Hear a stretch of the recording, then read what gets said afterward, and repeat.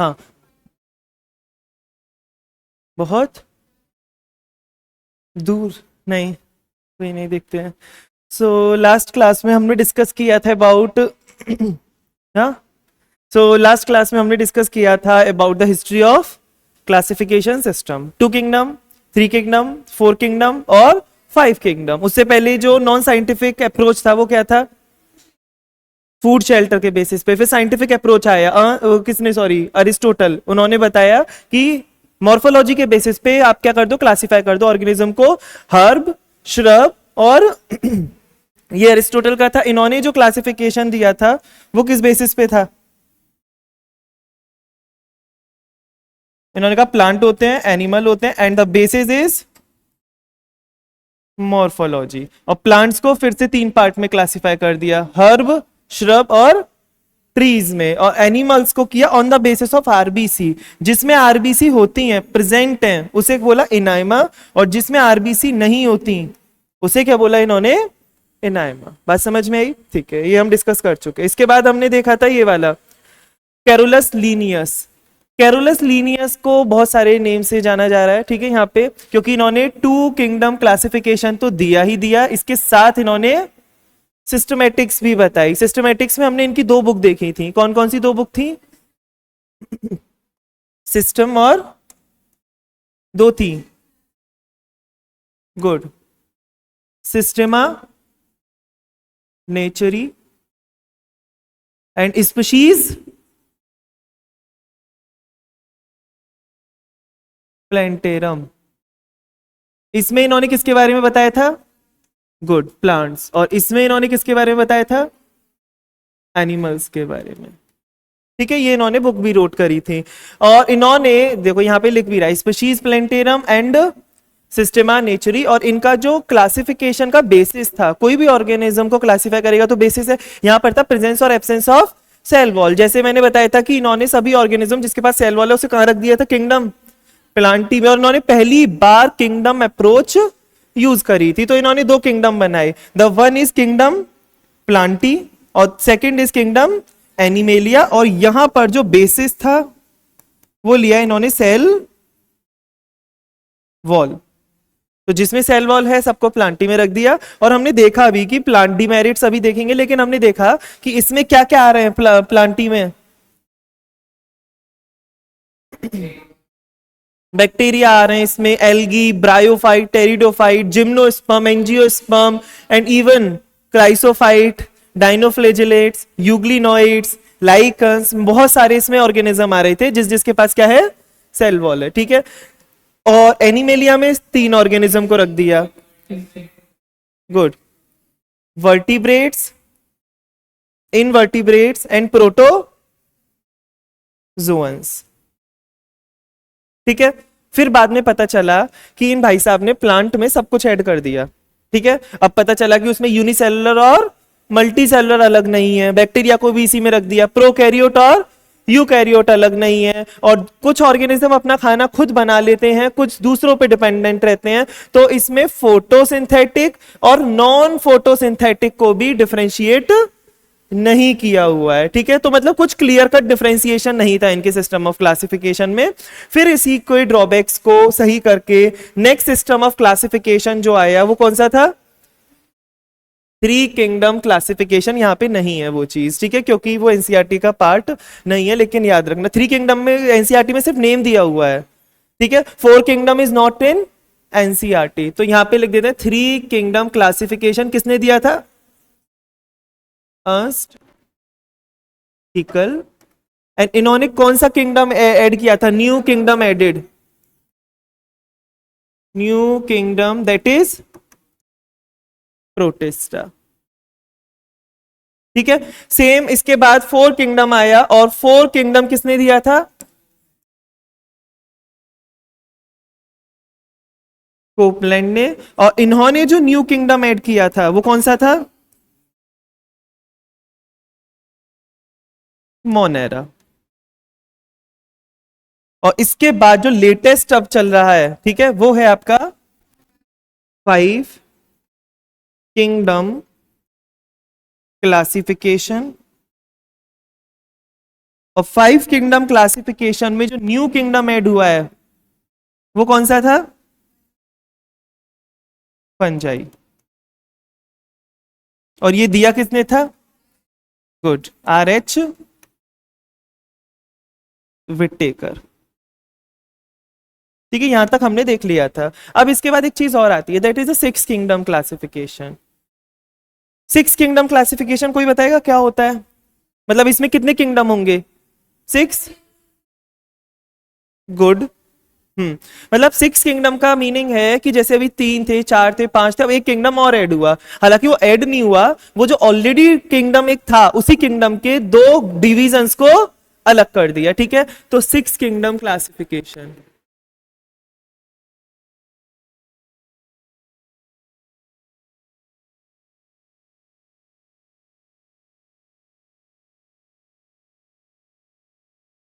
ठीक है, 6 kingdom classification दिया था कार्ल वूज ने। ठीक है, याद रखना है इसको।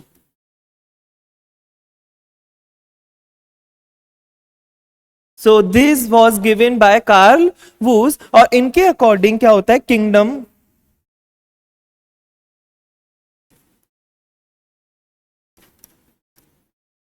Kingdom monera, kingdom protista, kingdom fungi, kingdom plantae and kingdom animalia. ये ऑलरेडी आर एच विटेकर ने दिया था, लेकिन इन्होंने जो किंगडम मोनेरा है इसके 2 डिविजन्स को अलग कर दिया। इसके 2 डिवीजन होते हैं, Archie bacteria and you bacteria. तो इन्होंने 2 अलग अलग किंगडम बना दिए, kingdom Archie bacteria and kingdom you bacteria.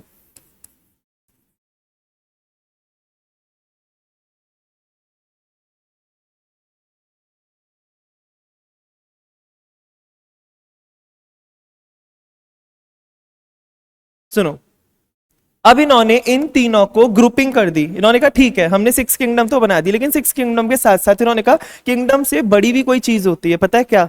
Gas करो। डोमेन। ठीक है, तो इन्होंने क्या किया कि किंगडम से बड़ा एक नाम दिया डोमेन, और उस डोमेन में 3 डोमेन बना दिए।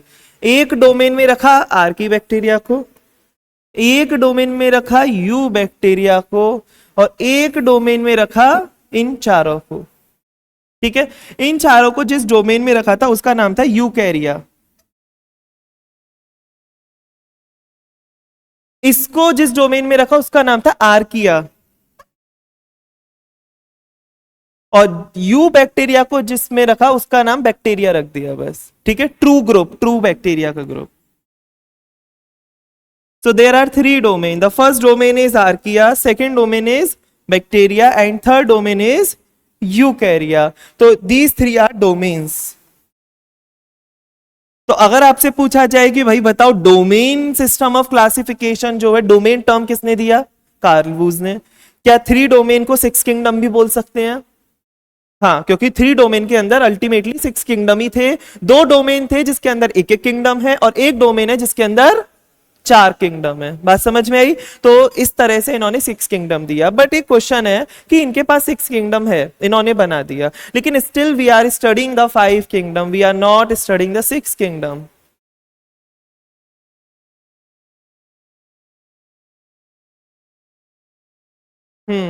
Good.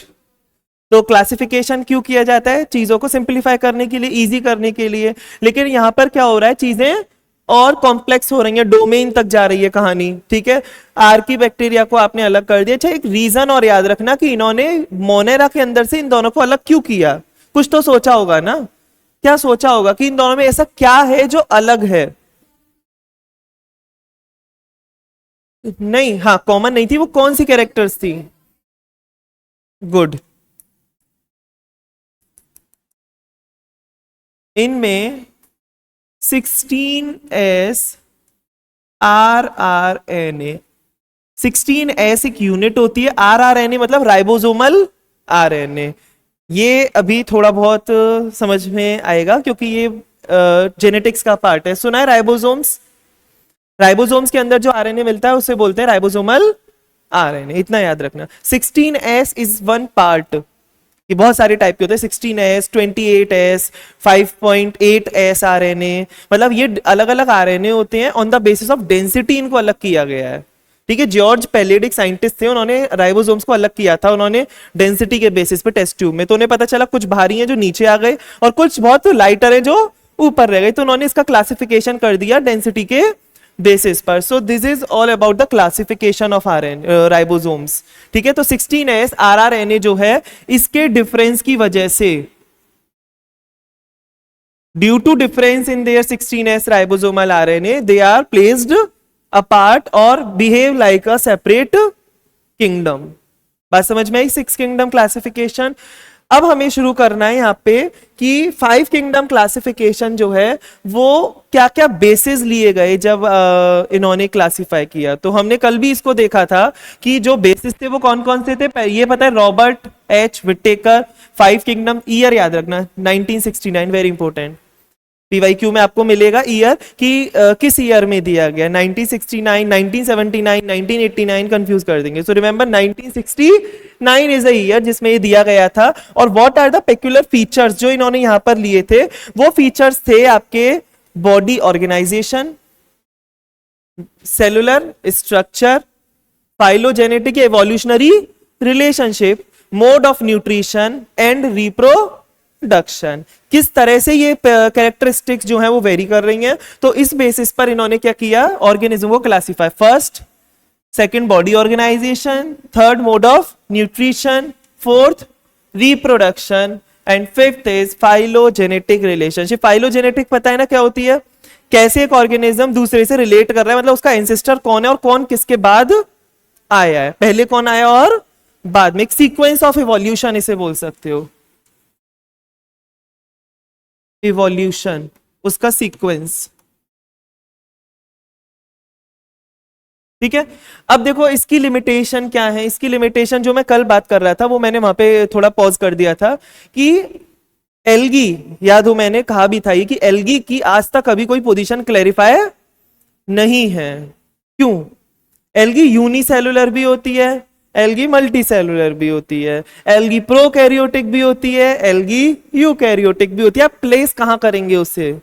So it is very difficult. तो जो एल्गी यूनिसेलुलर और प्रोकैरियोटिक है उसे ब्लू ग्रीन एल्गी के नाम से मोनेरा में रख दिया। जो एल्गी यूनिसेलुलर और यूकैरियोटिक है उसे प्रोटिस्टा में रख दिया, एक सेल की और लेकिन यूकैरियोटिक है, जैसे क्लेमाइडोमोनास पढ़ेंगे। जो एल्गी यूकैरियोटिक और मल्टी सेलुलर है उसे प्लांट किंगडम में पढ़ेंगे, स्पाइरोगायरा, यूलोथ्रिक्स, वॉलवॉक्स, कॉलोनियल, ये सब अलग। मतलब एल्गी 3 जगह डिवाइडेड है आज भी, अगर आप देखें इस 5 किंगडम का, कि वो मोनेरा में भी है, वो प्रोटिस्टा में भी है, और वो किसमें, किंगडम प्लांटी में भी है। थोड़ा बहुत समझ में आ रहा है ये सब? ठीक है, तो 3 ग्रुप में एल्गी डिवाइडेड है। देखो, सम यूनिसेलुलर एल्गी जैसे Chlamydomonas, this is a unicellular green algae. ठीक है, तो क्लेमाइड, स्पेलिंग याद रखना है इसकी, क्लेमाइडोमोनास की। और क्लेमाइडोमोनास की अगर आप शेप देखें तो इस तरह से होती है, जैसे माउस होता है ना, और इसके पास 2 फ्लैजेला होते हैं और कप शेप का क्लोरोप्लास्ट होता है। ऐसे क्लोरोप्लास्ट होगा और कप शेप का होगा। ठीक है, this is the shape of Chlamydomonas, याद रखना, बहुत इंपॉर्टेंट है, एग्जाम में पूछा जाता है। ऐसे डायग्राम बना देते हैं। और यहां एक होता है आई स्पॉट जो लाइट को कैच करता है,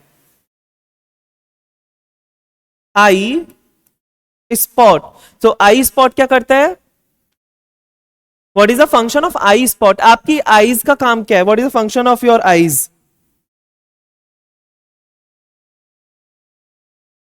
विजन, गुड। लाइट, ऐसे ही यहां पे भी, यहां लाइट के थ्रू देखना नहीं है, लाइट को कैप्चर करना है।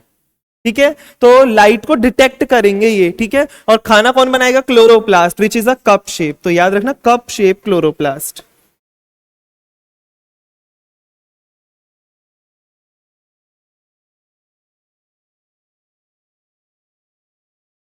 ठीक है, एंड ये क्या है? 2 लॉन्ग फ्लैजेला। फ्लैजेला क्यों है? ताकि ये क्या कर सके, मूव कर सके, मूवमेंट कर सके। अच्छा, एक चीज और, जिस जो मूव कर सकता है उसे क्या बोलेंगे, मोटाइल या नॉन मोटाइल?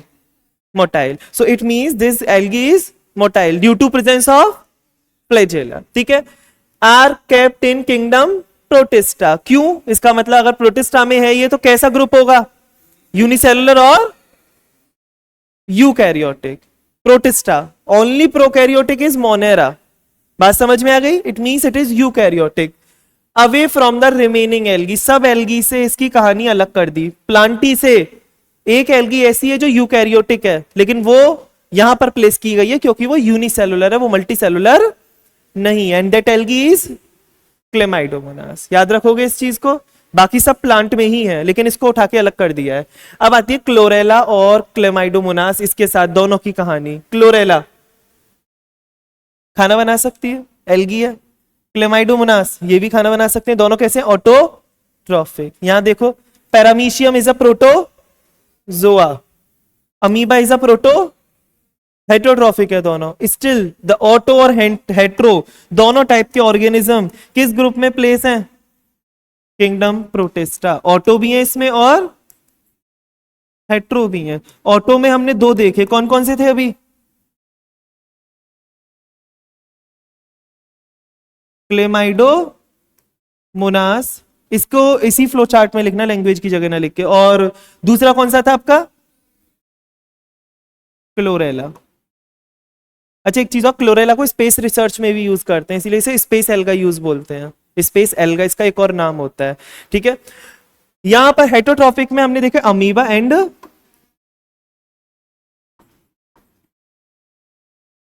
पैरामीशियम। अभी इसमें एक और आ जाएगा ऐसे तो, यूग्लिनॉइड, जो ऑटो भी और मतलब ये सिस्टम अभी भी ऑटो और हेट्रो को ये किंगडम क्लैरिफाई नहीं कर पा रहा है, यूनी और मल्टी को भी क्लैरिफाई नहीं कर पा रहा है। और नो प्लेस फॉर द, सबसे बड़ी बात तो यही है ना। आप देखो इस चैप्टर के एंड में हम पढ़ेंगे लाइकन क्या होते हैं। लाइकन की अभी तक कोई प्लेस नहीं है कि वो किस ग्रुप में आएंगे।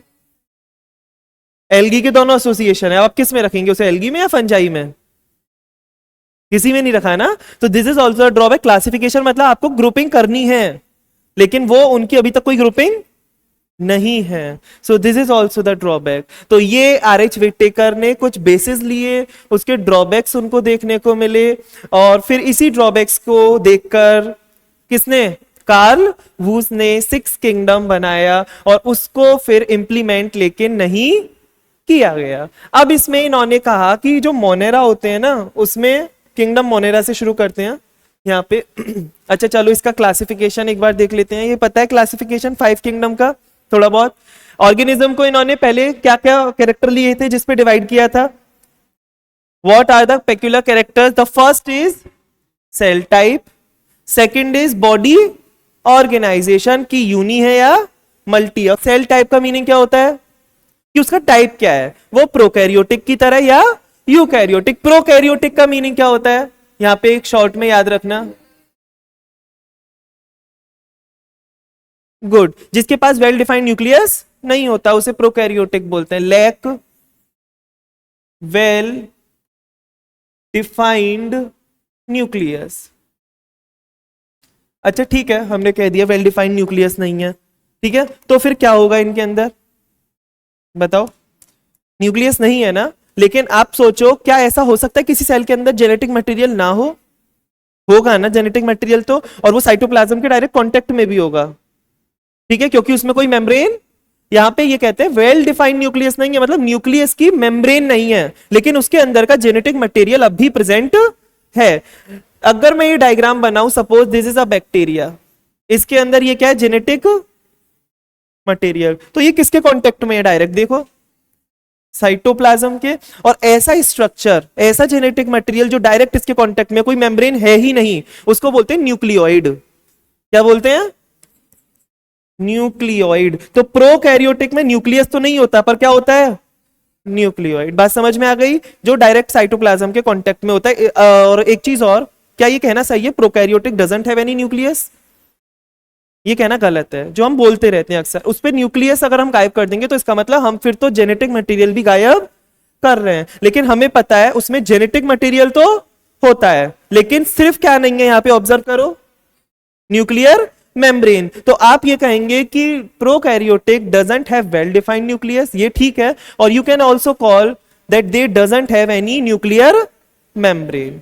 बात समझ में आ गई? तो यहां पर एक पॉइंट और एनसीईआरटी 5 लिखती है, वो सेल टाइप के बाद लिखती है न्यूक्लियर मेम्ब्रेन। तो आप इससे खुद समझ जाएंगे कि अगर it is prokaryotic, it is the nuclear membrane is absent, nuclear membrane यहां पे क्या होगा? Absent, and in all the cases the nuclear membrane is present. बात समझ में आ गई? ठीक है। So this is all about the cell type कि प्रोकैरियोटिक और यूकैरियोटिक में मेजर डिफरेंस क्या है। क्या सिर्फ यही डिफरेंस होता है?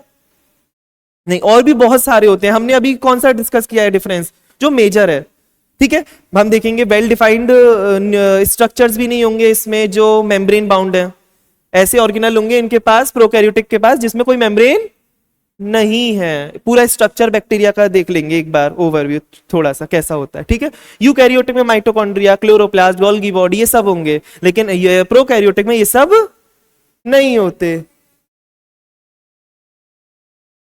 नहीं, कोई मेम्ब्रेन बाउंड सेल ऑर्गेनल होगा ही नहीं, मेम्ब्रेन बाउंड सेल ऑर्गेनल नहीं होगा। अब एक क्वेश्चन आता है दिमाग में, आप लोग बता सकते हो उसे, वो ये है कि ठीक है, हमने कहा कि उसमें कोई मेम्ब्रेन बाउंड सेल ऑर्गेनल नहीं है, like mitochondria, chloroplast, Golgi apparatus, तो उन सबके काम करता कौन होगा?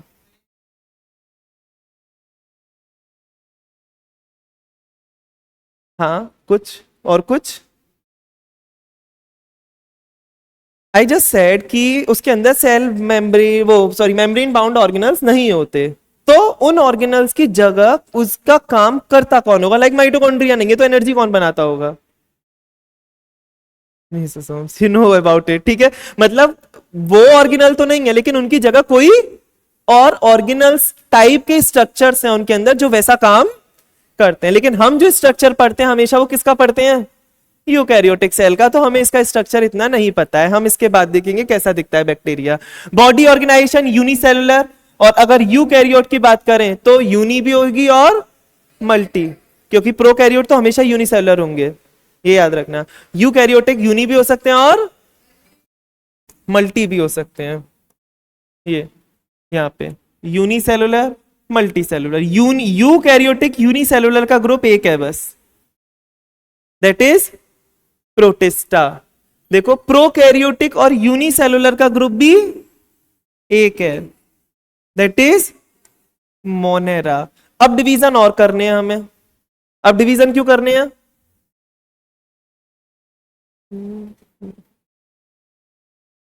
अब डिवीजन किस बेसिस पे करने हैं? हमने कर लिया ना, प्रो यूकैरियोटिक, यूनि और मल्टी। लेकिन जो ऑर्गेनिज्म अभी भी क्लासिफाई है मल्टी और यूकैरियोटिक के बेसिस पे, उनको फर्दर लेके जाना है। अब किस बेसिस पे लेके जाना है? Cell wall. मतलब जो यूकैरियोटिक है और मल्टी सेलुलर है, और जिसके अंदर सेल वॉल नहीं है और किसी के अंदर सेल वॉल है, with cell wall and without cell wall. Without cell wall वाला क्लासिफाई हो गया, जिसे क्या बोल दिया? Animalia. Third, this is not in a particular sequence, बस क्लासिफाई किए जा रहे हैं। अब देखा सेल वॉल के होने के बाद भी ऐसे दो ग्रुप मिल रहे हैं इन्हें, तब इन्होंने सेल वॉल के बाद किस कैरेक्टर पे गए? Mode of nutrition. तो इन्होंने देखा कि मोड ऑफ न्यूट्रिशन जो है, कुछ ऑर्गेनिज्म में फोटोसिंथेटिक है, कुछ अपना खाना खुद बना रहे हैं, और कुछ में कोई फोटोसिंथेसिस हो ही नहीं रही है। बात समझ में आ गई? तो जिनमें फोटोसिंथेसिस नहीं हो रही थी उस ग्रुप को इन्होंने क्या कहा? Fungi, fourth group. एंड जो फोटोसिंथेसिस कर रहे हैं उन्हें क्या कहा? प्लांटी। बात समझ में आई? पहले प्रोकैरियोटिक यूकैरियोटिक को अलग कर दिया, फिर उन्होंने कहा कि ठीक है, प्रोकैरियोटिक यूकैरियोटिक में प्रो में यूनिसेलुलर एक ही ग्रुप है, यूकैरियोटिक में दो कैटेगरी है, आइदर यूनि और यूनि का एक ही ग्रुप है और कोई नहीं है। मल्टी में बहुत सारे हैं, उनको क्लासिफाई करने के लिए नेक्स्ट कैरेक्टर लिया क्या? सेल। जिसमें नहीं है उसे एनिमेलिया कर दिया, जिसमें है उसमें भी दो ग्रुप थे। फिर उसके बाद और मोड ऑफ न्यूट्रिशन पे गए। मोड ऑफ न्यूट्रिशन में देखा कि आइदर दे आर फोटोसिंथेटिक और नॉन फोटोसिंथेटिक। नॉन फोटोसिंथेटिक में फंजाई रख दी और फोटोसिंथेटिक में प्लांटी रख दी। ठीक है, हालांकि इनकी सेल, हाँ एनिमेलिया, हाँ सेल वॉल नहीं है उसमें, लेकिन वो पहले ही क्लासिफाई हो गया ना, इसलिए सेल वॉल के बाद इस पे आने की जरूरत ही नहीं पड़ी हमें। ठीक है, इसलिए अब बात आती है यहां पर सेल, देखो अगर फंजाई की सेल वॉल किसकी होती है, पढ़ते आते हैं बचपन से, chitin, chitin. What is chitin? बस ये पता है काइटिन होता है, सेल वॉल होती है।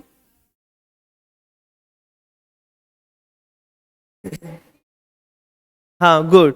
एक्सोस्केलेटन किस में प्रोवाइड करता है, फंजाई में? हार्ड एक्सोस्केलेटन इन इंसेक्ट्स, विंग्स, काइटिनस। याद है कुछ एनिमल किंगडम में, थोड़ा बहुत कभी देखा हो? नहीं सुना? सुनेंगे अभी। इनकी सेल वॉल काइटिनस होती है। और अगर हम बात करें प्लांट की सेल वॉल, तो सेलुलोजिक। क्या हमेशा सेलुलोजिक होगी? ये मेजर करेक्टर है, बस मेजर है। कुछ प्लांट की सेल वॉल जो होती है वो और भी पिगमेंट, वो सॉरी, और भी केमिकल कंपोजिशन से बनी होगी। जैसे देखा होगा आपने पेरेन्काइमा, कोलेनकाइमा और स्क्लेरेन्काइमा, कभी सुने ये word? Tissue, parenchyma cellulose, collenchyma lignin की सेल वॉल होती है, स्क्लेरेन्काइमा में सुबेरिन और लिग्निन की सेल वॉल होती है। नहीं सुने ये सब? नाइन्थ में नहीं पढ़ा? टिश्यू सेल वॉल नहीं पढ़ी आप लोगों ने? टिश्यू में होता है ना मेरिस्टेमेटिक और परमानेंट। परमानेंट तीन तरह के, दो तरह के, सिंपल और कॉम्प्लेक्स। सिंपल में पेरेन्काइमा, कोलेनकाइमा और स्क्लेरेन्काइमा, तो ये तीन तरह के टिश्यू। चलो कोई नहीं, हम पढ़ेंगे इसे, हालांकि मॉर्फोलॉजी और एनेटमी में पूरा डिटेल में। सो यहाँ पर सेल वॉल नहीं है, एनिमेलिया ग्रुप कर दिया आपने। अच्छा मैंने सेल वॉल पे वो कर दिया है, थर्ड ग्रुप है, ये कह रहे थे। Third group is not cell wall, it is animalia. अब सुनो यहाँ पे, सेल वॉल नहीं है, बात समझ में आ गई। व्हाट इज होलोजोइक और पैरासिटिक? होलोजोइक क्या होता है?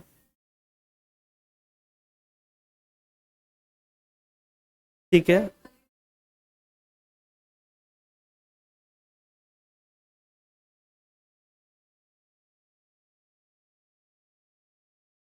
गुड। देखो होलोजोइक में जो ऑर्गेनिज्म है ना, वो कहता है जितना भी मिल रहा है सब खा लो, डाइजेशन बॉडी के अंदर ही होगा, सॉलिड फूड खा रहे हैं एकदम। और जो पैरासिटिक हैं ये बेचारे छोटे छोटे से ऑर्गेनिज्म है, इतने कॉम्प्लेक्स ऑर्गेनिज्म नहीं है। तो ये क्या करते हैं, पहले अपने एंजाइम को बाहर रिलीज करते हैं, ठीक है, वोमिट करते हैं टाइप, ठीक है। उसके बाद क्या करते हैं, उसको तोड़ते हैं छोटे छोटे टुकड़ों में। तोड़ने के बाद क्या करते हैं, उसे इनटेक, क्या पूरा तोड़ देते हैं? नहीं, पार्शियल ब्रेकडाउन, और फिर उसे इनटेक करते हैं। और पैरासिटिक में ये होस्ट पे डिपेंड रहेंगे, ये इनके लिए होस्ट वोस्ट कुछ नहीं होता है, जो मिलता है उसे खा लेते हैं। बात समझ में आई? अच्छा पैरासिटिक के साथ एक और होता है सेप्रोफिटिक, वो भी होस्ट पे डिपेंड करते हैं, लेकिन पैरासिटिक लिविंग होस्ट पे डिपेंड करते हैं और सेप्रोफिटिक डेड होस्ट पे डिपेंड करते हैं, ठीक है। तो ये एक मेजर क्लासिफिकेशन सिस्टम था आपका, बेसिस कि किस तरह से आरएच विटेकर ने 5 ग्रुप को क्लासिफाई किया। ये समझ में आ गया आप लोगों को?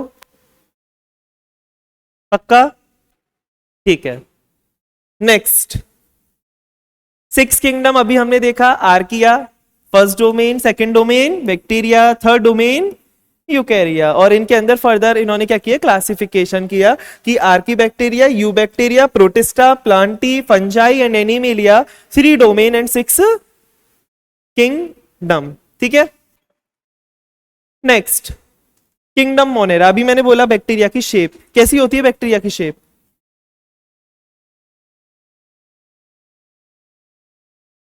सबसे बाहर क्या होगी बैक्टीरिया में, बताओ? Cell wall. और बैक्टीरिया की सेल वॉल बनी होती है किसकी, पेप्टिडो ग्लाइकन, याद रखना, पेप्टिडो ग्लाइकन सेल वॉल।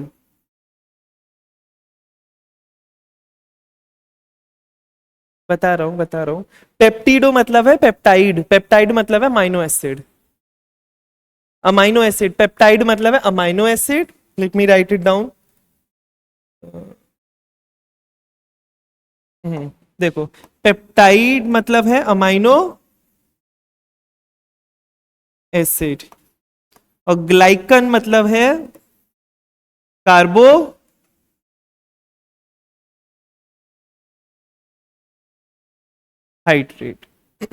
ठीक है। अब कार्बोहाइड्रेट और अमाइनो एसिड को जोड़ के जो एक कॉम्प्लेक्स स्ट्रक्चर बना, उसको क्या बोला, पेप्टिडो ग्लाइकन जिसकी सेल वॉल होती है बैक्टीरिया में। बात समझ में आ गई? अभी आप डिटेल में पढ़ोगे बायोमोलिक्यूल्स में, जहां पढ़ोगे अमाइनो एसिड जब जुड़ते हैं तो उनके बीच में एक बॉन्ड बनता है, and that bond is called peptide bond. एक का COOH और एक का अमीनो ग्रुप। ये पूरी केमिस्ट्री पढ़ाऊंगा उसमें बायोमोलिक्यूल्स में। सो द COH और NH2 ग्रुप में से वाटर का रिमूवल होगा, ठीक है, और वहां पर क्या होगा, फॉर्मेशन होगा एक बॉन्ड का। प्रोटीन में जो स्ट्रॉन्गेस्ट बॉन्ड होगा पेप्टाइड बॉन्ड, डाइसल्फाइड बॉन्ड भी होगा, हाइड्रोजन बॉन्ड भी पढ़ेंगे, बहुत सारे बॉन्ड्स होंगे प्रोटीन में, ठीक है। तो वहां से वर्ड बना है अमाइनो एसिड के लिए पेप्टिडो, ग्लाइकन मतलब ग्लूकोज टाइप कार्बोहाइड्रेट। बात समझ में आ गई? ठीक है। सेल वॉल के बाहर अंदर एक और लेयर होगी, that is cell membrane. Good. Cell membrane किसकी बनी होगी?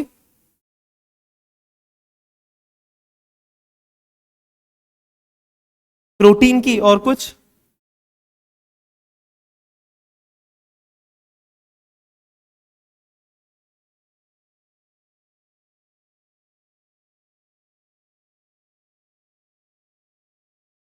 देखो, ठीक है, ये घास बना दी है मैंने, ग्रास है ना? ग्रास नहीं है ये। These are the extension of plasma membrane. Plasma membrane के ही कुछ एक्सटेंशन है, या इन्हीं को बोलते हैं मीजोजोम्स। तो मीजोजोम्स कुछ अलग से नहीं है, बस प्लाज्मा मेम्ब्रेन अपनी इनफोल्डिंग्स कर रही है अंदर की तरफ, and such extensions are called mesosomes. So let me write कि ये है मीजोजोम्स,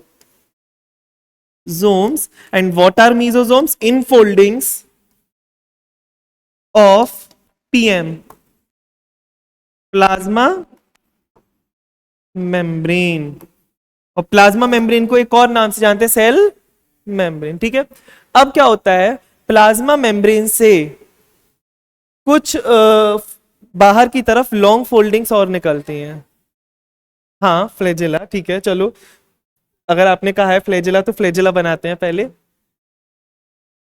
यहां से ये इनफोल्डिंग गलत बना दी, वैसे फ्लैजेला भी इसी तरह से होता है,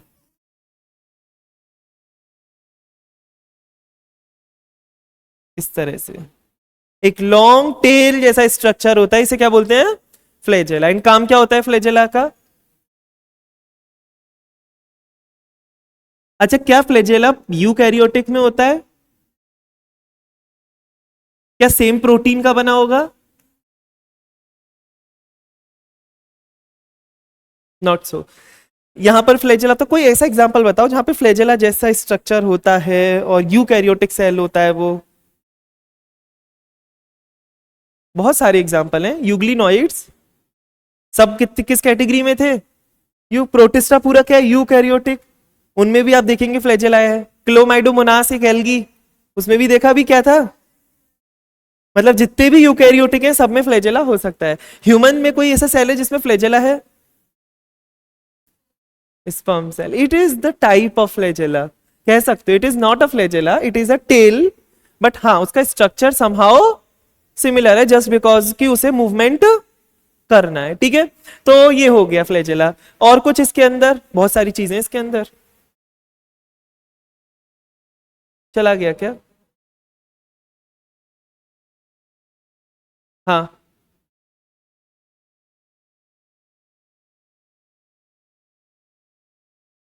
ये बड़ा नहीं हो रहा, ये छोटा बड़ा हो रहा है।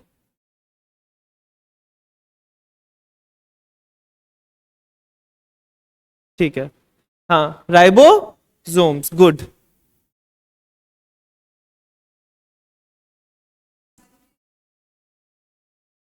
बता रहा हूँ, रुक जाओ, सब्र करो थोड़ा सा। ये छोटे छोटे से स्ट्रक्चर्स जो इसके साइटोप्लाज्म में मिल रहे हैं, इन्हें क्या बोलते हैं? राइबोसोम्स। राइबोसोम्स जो होते हैं प्रोकैरियोटिक में, याद रखना 70S होते हैं। Will come to that point जब हम सेल पढ़ेंगे, बस अभी यहां पे याद रखो ये कैसे होते हैं, 70S। और यूकैरियोटिक में होते हैं 80S टाइप के। अब इनकी दो दो यूनिट होती है, एक स्मॉल और एक लार्ज। अगर 70S की स्मॉल और लार्ज यूनिट की बात करें तो यहाँ पे दो होते हैं, 30 और 50S, ठीक है। इसकी स्मॉल को बोलते हैं 30S स्मॉल सब यूनिट, और 50s इज द लार्ज सब यूनिट। यूकैरियोटिक में अलग हो जाएगा, वहां 80s होगा और उसकी होंगी 2 यूनिट, 40 और 60। अभी बस प्रो की याद रखो, बात समझ में आ गई। अब इसके बाद आता है न्यूक्लियस। इन भाई साहब पे न्यूक्लियस नहीं है तो क्या होगा, न्यूक्लियोइड होगा, इस तरह से।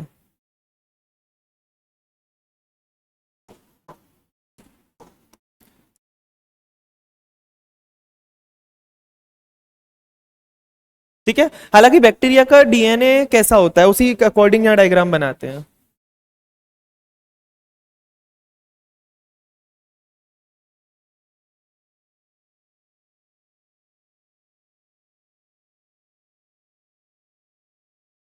हमेशा याद रखना बैक्टीरिया के अंदर लीनियर डीएनए नहीं होता, सर्कुलर होता है। ठीक है, या ये वाली बात थोड़ी सी याद रखना। और ये जो सर्कुलर डीएनए, इसी को circular DS DNA. What is DS DNA? Double stranded DNA. Sometimes DNA single strand भी मिलेगा कुछ जगह, पर वो परमानेंट नहीं होता है क्योंकि वो हाईली अनस्टेबल होगा। स्टेबिलिटी के लिए उसे क्या बनाना पड़ेगा, डबल स्ट्रैंड। कुछ टाइम के लिए हो सकता है। जेनेटिक्स में आप देखेंगे डबल स्ट्रैंड डीएनए भी होता है, सिंगल स्ट्रैंड डीएनए भी होता है, सिंगल स्ट्रैंड आरएनए भी होता है और डबल स्ट्रैंड आरएनए भी होता है। लेकिन जो हम मेजर पढ़ते हैं वो मेजर यही है कि डीएनए हमेशा डबल स्ट्रैंड होगा, आरएनए हमेशा सिंगल स्ट्रैंड होगा मेजरली। लेकिन इनकी अदर फॉर्म्स भी एग्जिस्ट करती हैं। ठीक है, ये याद रखना यहाँ पे। अब ये हो गया डबल स्ट्रैंड डीएनए और इसको बोलते हैं न्यूक्लियोइड। बात समझ में आ गई। अब मैंने कुछ प्रोजेक्शन की बात करी जो माइन्यूट छोटे छोटे से प्रोजेक्शन थे। नो,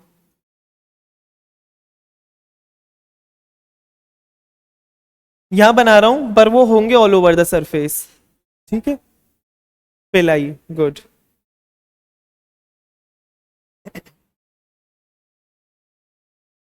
इस तरह से।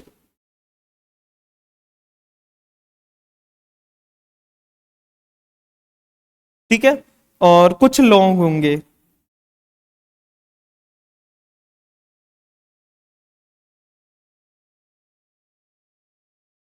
नहीं, प्रोकैरियोटिक में बैक्टीरिया ही आएंगे अभी तो, अभी देखेंगे। ये देखो,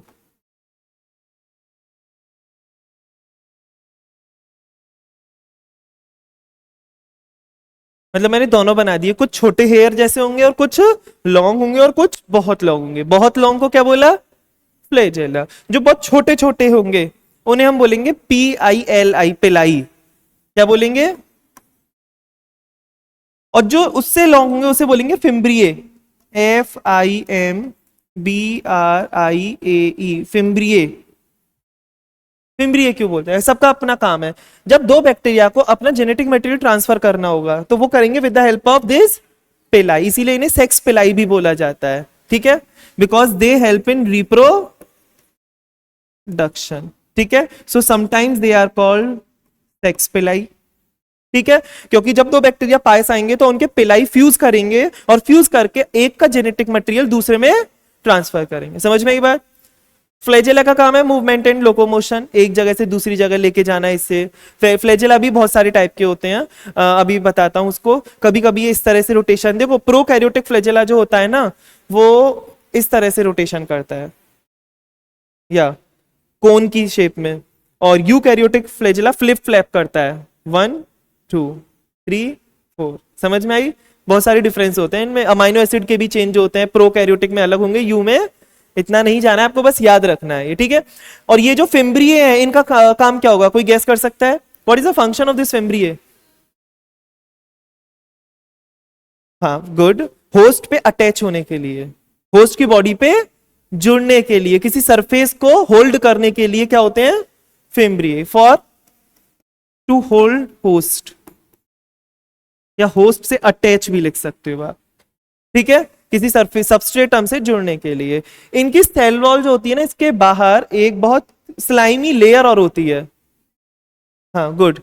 ग्लाइकोकैलिक्स, बहुत ऐसी होगी वैक्स जैसी, वो भी इसी यही रोल प्ले करती है कि इजीली वो किसी से जाके स्टिक हो सके। तो द लेयर जो बाहर होगी बहुत लूज होती है वो,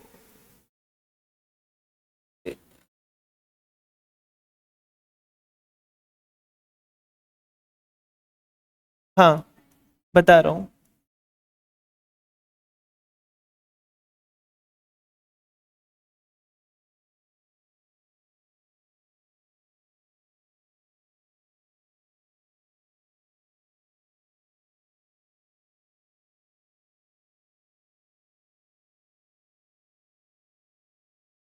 इस तरह से पूरे पे होगी कांस्टेंट। अब ये जो लेयर है ना, इस पूरी लेयर में दो लेयर है, एक तो देखो बहुत लूज है और एक बहुत डेंस है। मतलब एक तरफ तो केमिकल बहुत लूज लूज अरेंज है और एक बहुत पास पास अरेंज है। जो लूज है उसे क्या बोलते हैं?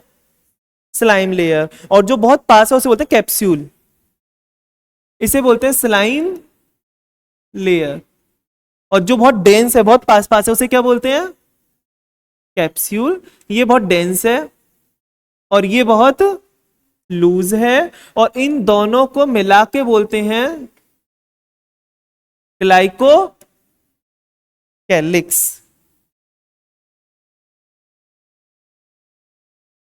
ग्लाइको मतलब कार्बोहाइड्रेट, मतलब ये कहीं ना कहीं कार्बोहाइड्रेट है पूरी, वैक्सी लेयर जैसी कार्बोहाइड्रेट। ठीक है, जो बैक्टीरिया को हेल्प कर रही है किसके रिगार्डिंग?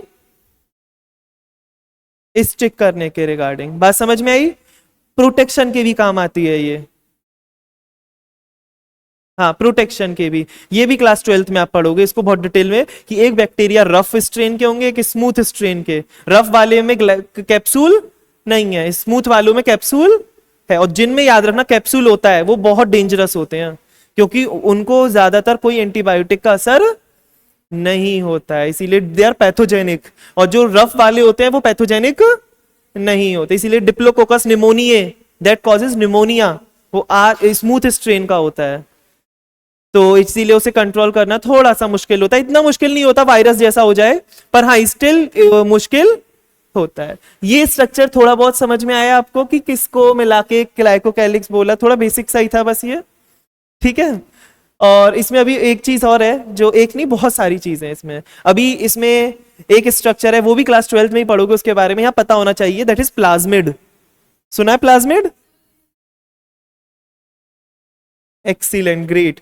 यहां पे क्या होता है कि बैक्टीरिया के अंदर जेनेटिक मटेरियल तो है, this is the nucleoid and it is the genetic material. लेकिन इसके अलग, इससे अलावा एक चीज और होती है, वो भी डीएनए है, लेकिन वो सर्कुलर है, वो भी ऐसा ही है इस तरह से, वो भी डबल स्ट्रैंडेड है, लेकिन उसका जेनेटिक्स में कोई रोल, इसका रोल है रिप्रोडक्शन में। इसको बोलते हैं प्लाज्मिड। इसके थ्रू जिस बैक्टीरिया में होता है ये, उसे बोलते हैं प्लस स्ट्रेन, और जिसमें नहीं होता उसे माइनस स्ट्रेन। प्लस को मेल बोला जाता है, माइनस को फीमेल बोला जाता है। और इसीलिए बैक्टीरिया में थोड़ा ट्रू टाइप का सेक्सुअल रिप्रोडक्शन नहीं होता, क्योंकि true type of sexual reproduction बोलने से मतलब क्या है?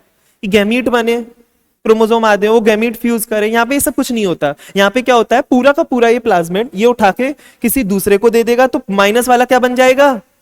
प्लस। मतलब हाँ, ट्रांसफर हो रहा है जेनेटिक मटेरियल का, बट प्रॉपर वे में नहीं हो रहा है। तो रिकॉम्बिनेशन बोलोगे या नहीं? हाँ, जेनेटिक्स या जीन्स रिकम्बाइन हो रहे हैं, एक से दूसरे में जा रहे हैं, पर इसका मतलब ये नहीं कि ये true type of sexual reproduction है। Okay, so it doesn't mean कि ये true type of sexual reproduction है।